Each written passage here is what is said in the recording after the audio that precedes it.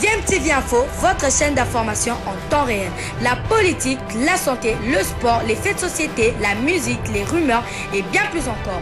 Vous découvrirez cela dans notre chaîne DMTV Info.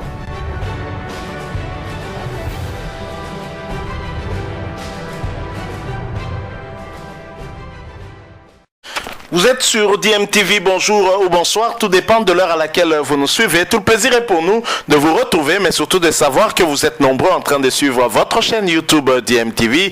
DMTV qui vous propose l'actualité, mais vous propose également des analyses et des réflexions sur des sujets d'actualité, sur des faits sociaux ou tout simplement des réalités que nous observons ici chez nous en République démocratique du Congo. L'actualité, vous le savez, c'est aussi la confirmation de la condamnation de Vital Kamerhe à la peine des travaux forcés, même s'il y a eu une remise de peine, il y a eu une réduction de sa peine. Condamné en première instance à 20 ans de travaux forcés, en appel, Vital Kamerhe a vu sa peine être réduite à 13 ans de travaux forcés. Mais ce qui n'a pas du tout enchanté les cadres de l'UNC et bien sûr les membres de ce parti cher à Vital Kamerhe qui ne voulaient tout simplement que leur leader soit acquitté, ce qui n'est pas arrivé. Et bien sûr, l'UNC, sous le leadership de Billy Kambale, ancien ministre au gouvernement qui venait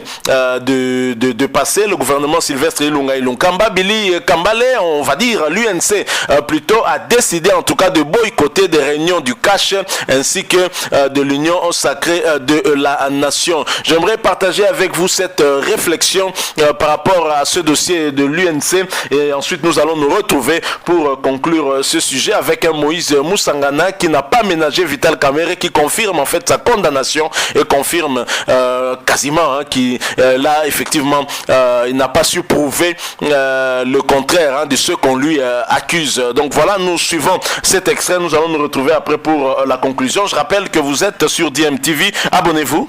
Suivons cet extrait, nous nous retrouvons tout de suite après. Cette grande réunion de l'Union pour la Nation, du parti de Vital Kamerhe, sur Eric Wimba, qui suspend momentanément sa participation à la plateforme CASH, c'est-à-dire Cap pour les changements, et à l'Union sacrée, jusque-là, la goutte d'eau qui a fait déborder le vase. C'est quoi? C'est les verdicts en appel dans le procès 100 jours du programme d'urgence du président de la République et dans les volets maisons préfabriquées. Sincérité de l'INC ou bien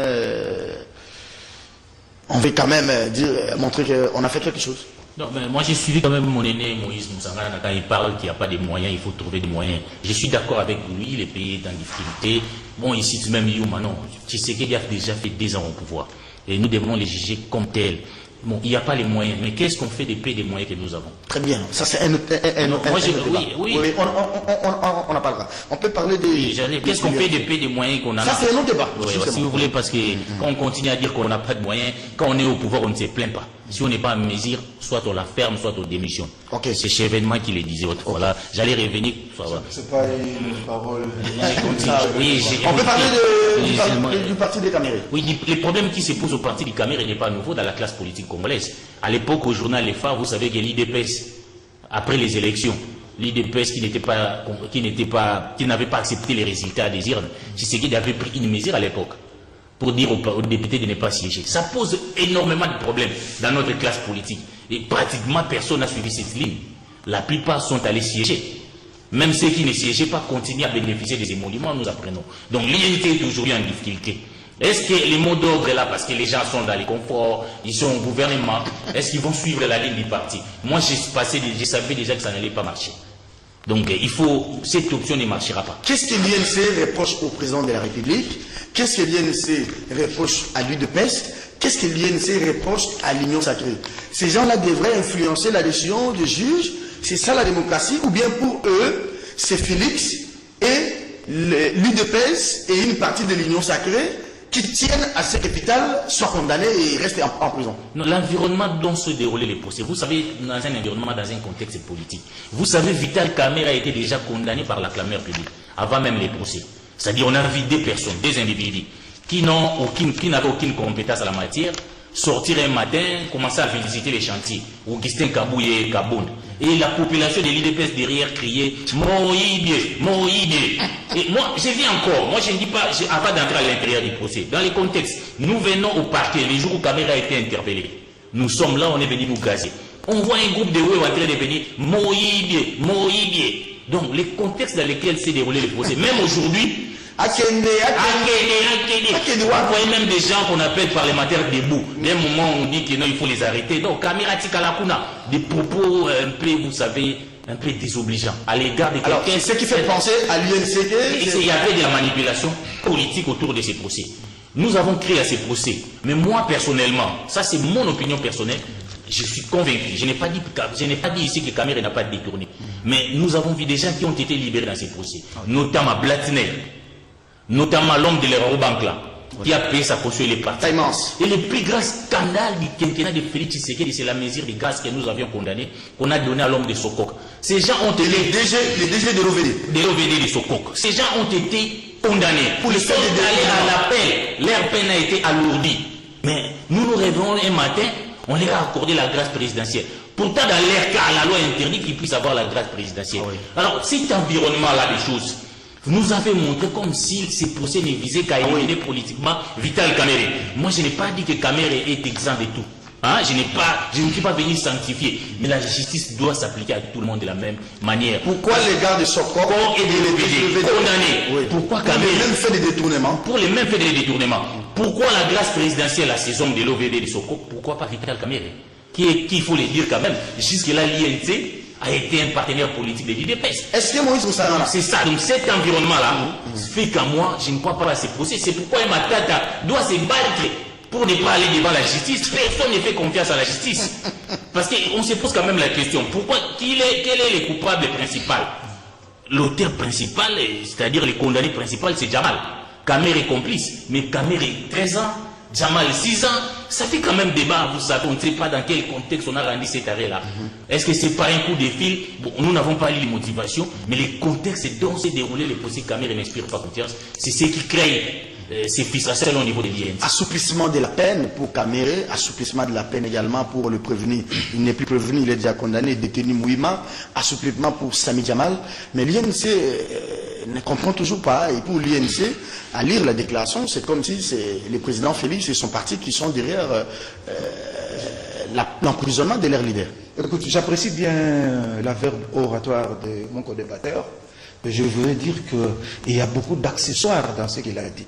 Et que même la conduite de l'UNC, c'est parce qu'il passe à côté de l'affaire, de la vraie affaire. Même les avocats de Kamere sont passés à côté de la plaque. Lui-même aussi. Hein? Et même oui, que ce soit au premier degré comme au second degré. Parce que le problème ici, c'est celui-là. C'est l'ignorance qu'il y a dans les chefs de beaucoup de gens de la loi sur la passation des marchés publics en République démocratique du Congo. Parce que quand vous prenez l'affaire Kamere, mais il n'y a aucun soubassement juridique sur base de quel l'argent a été sorti. Et le malheur de Kamere, c'est d'avoir voulu que ce procès-là soit radio-télévisé. Donc nous tous, nous avons suivi. On dit ici base d'un avenant. Écoute, le projet de départ qui a été signé par Bitakura, c'est 26 millions. Ok? Il n'y a pas eu un projet, il n'y a pas eu un contrat de 57 millions. Quand Vital Kamere, en tant que directeur des cabinets du chef de l'État, s'adresse à la direction générale de contrôle de passation de marché de GCMP, pendant que les autres sont en train de régulariser les dossiers, c'est-à-dire voir comment ils pouvaient faire un avenant de 15% au dossier de 26 millions, oui. Et puis le reste faire encore un lot de travaux. Ces gens-là régularisent le dossier le 2 juin de 2019, mais l'argent est déjà sorti de la banque, sur base de quel document? 2 mois avant, 2 mois plus tôt. C'est ça le problème. Et nous avons vu le ministre des Finances, Nawel, c'est Nawel. L'ancien patron des finances. Oui. Comment il s'appelle encore? C'est Nawel, non? Non, je crois. Bon, l'ancien ministre des Finances, qui était cité à comparaître par Kamere. Il a confondu Kamere en plein procès. Il a montré il a montré l'État. Sans pitié. Oui. Et il a même dénoncé quelque chose de grave. Le gouverneur de la banque l'a dit. Qu'on a même touché, qu'on a ordonné qu'on retouche à la réserve. Oui, mais ça plat. L'ancien sociétaire,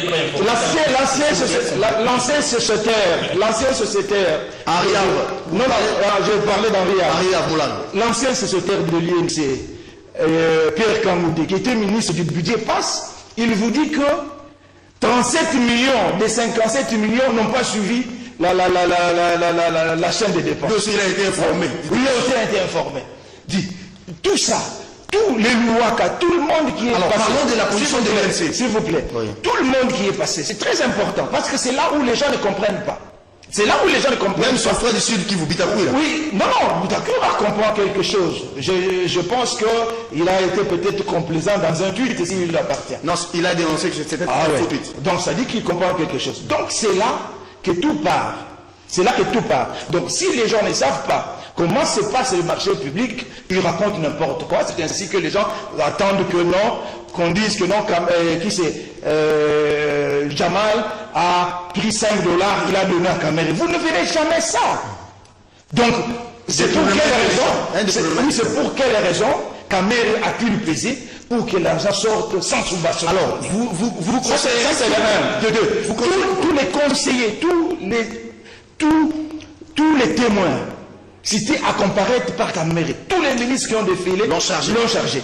Et Kamere s'est comporté en agent marketing de la société Ousmane, qui devait aussi gagner un marché de 57 millions, pour laquelle il avait exigé 30%, mais il a payé 2,3 millions.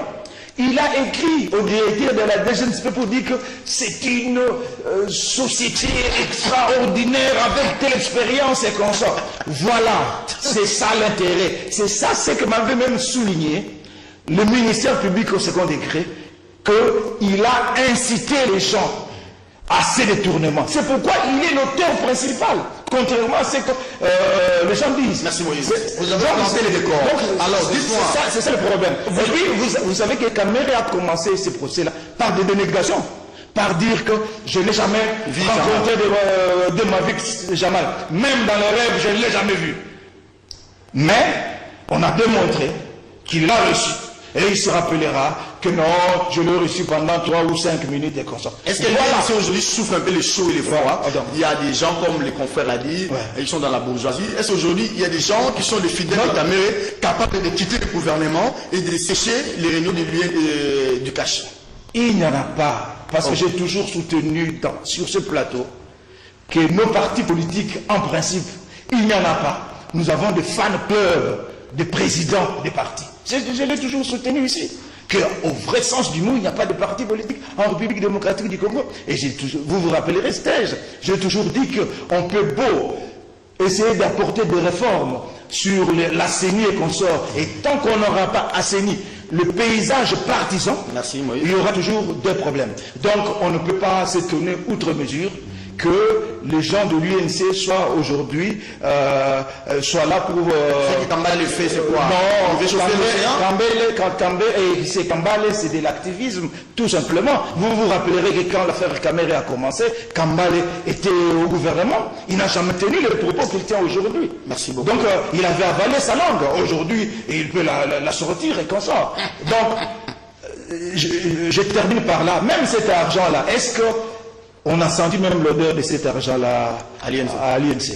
Et vous savez que même quand les gens disent, parce que nous avons suivi ce procès-là à la télévision, à la radio, vous savez que même séance tenante, on pouvait encore ajouter aux griefs reprochés à Kamere d'autres griefs, parce que Kamere lui-même, séance tenante, a dit qu'il avait emprunté de la caisse de l'État 1,5 million de $ pour son mariage. On peut révisionner ces bandes-là. Donc c'est très grave. Alors on espère qu'on va pas arriver au niveau de... Et il y a un problème, c'est la communication du président de la République qui a failli dans beaucoup d'affaires, parce qu'ils ne savent pas prendre le temps nécessaire pour expliciter les choses à la population et soigner l'image du chef de l'État. C'est la communication du président ou la communication du parti présidentiel? Non, la communication du président peut le faire, mais il ne faut pas le faire officiellement, il peut se citer même de consulting. Madame, monsieur.